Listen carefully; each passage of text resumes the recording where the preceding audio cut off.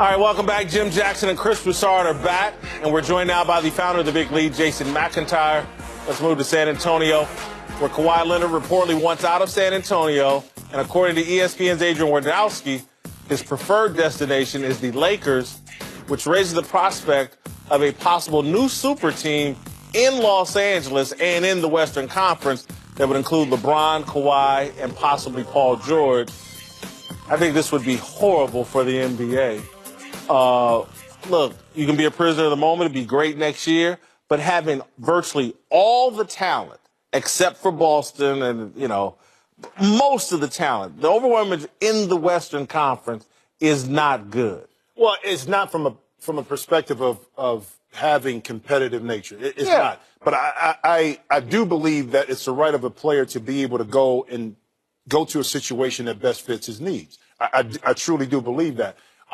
Because we fought so long in the NBA to be able to, one, get TV money, to be able to go to different teams we want, to get paid the way we want. So mobility from that perspective, I think, is an option.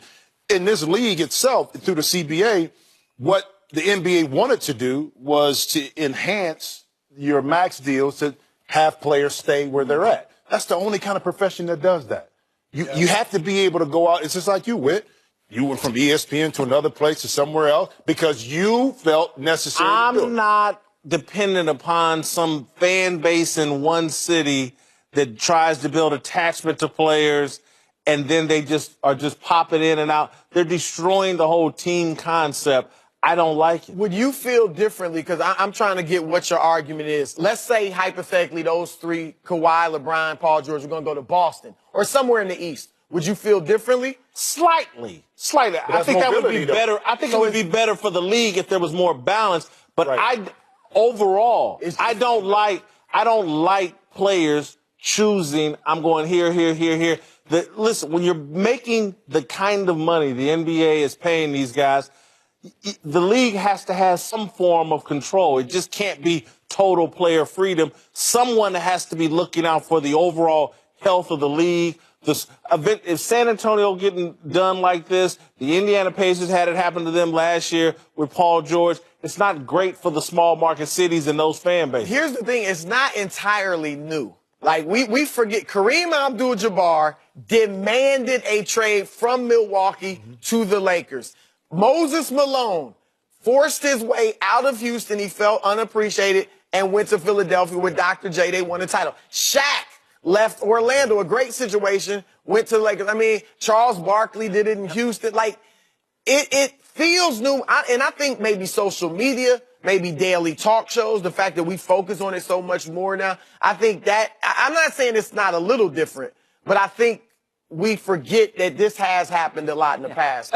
Whitlock, I know you're a big 80s basketball fan, as was I, Magic Johnson, Larry Bird. Did you know that from 1980 to 1989, the prime league when Bird and Magic came in and made it huge, only 5 teams got to the finals? From 2010 to 2018, 8 teams have gotten to the finals. So this idea that the league's too top-heavy, it's not true. I know the Warriors are amazing and better than everybody else, but there have been a lot of teams this decade get to the finals. And to the second point, like, I just don't understand. You're pro player a lot in a lot of cases. This is pro player over the owners, over the league. Let these guys go where they want. Let them have fun. I don't understand why you're so teaming up and joining forces. Well, one, I literally have virtually no respect for what the Golden State Warriors have done with Kevin Durant. I think it's cowardly what Durant did and basically the team.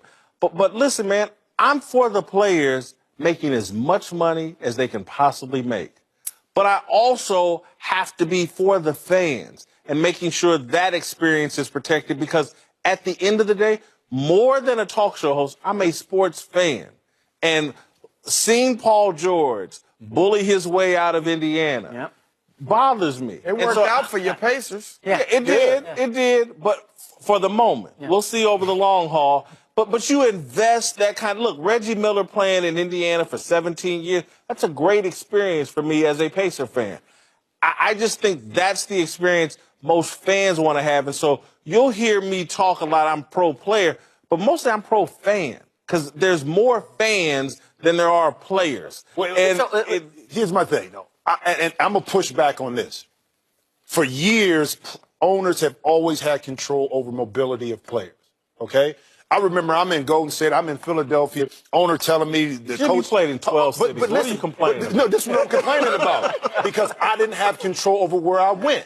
You went everywhere, Jim. But it doesn't matter. I'm playing for Philadelphia. Larry Brown tells me, well, I'm going to get you to a championship caliber team. Golden State is calling, but we're not talking to him. He sends me to Golden State. I don't want to play at Golden State, but I don't have a choice. Now, when I got traded from Houston to New Orleans, I took a stand and said, you know what? I'm not going. I'm 33 years old. I want to play on a winner.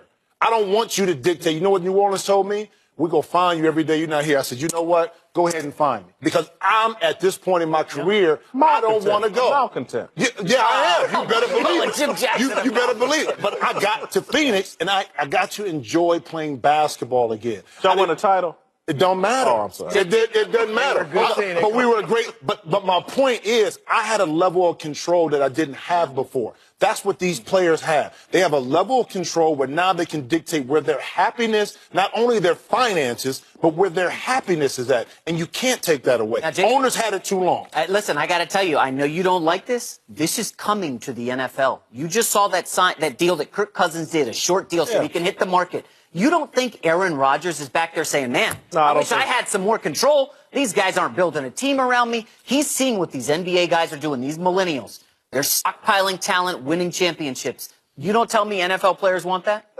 Look, it may happen. It won't happen with Aaron Rodgers. I don't think he's going to leave Green Bay. I think he's smart enough to realize his, Bart Starr to Brett Favre to Aaron Rodgers, that brand is so valuable long after his career is over by keeping that career in Green Bay. That's what a lot of guys don't realize, particularly in football, but I even think in basketball. Having one city associated with you. I was talking to someone, this is a little sidetrack, but I was talking to someone today about Terrell Owens and his Hall of Fame experience. He doesn't have a team that's willing to support his Hall of Fame experience because it's expensive. Right. If he had played for one team for a substantial period of time, he'd have a great Hall of Fame weekend. Coming up, the World Cup is in full swing, and Ronaldo had an incredible day against Spain. We get into that. Darts!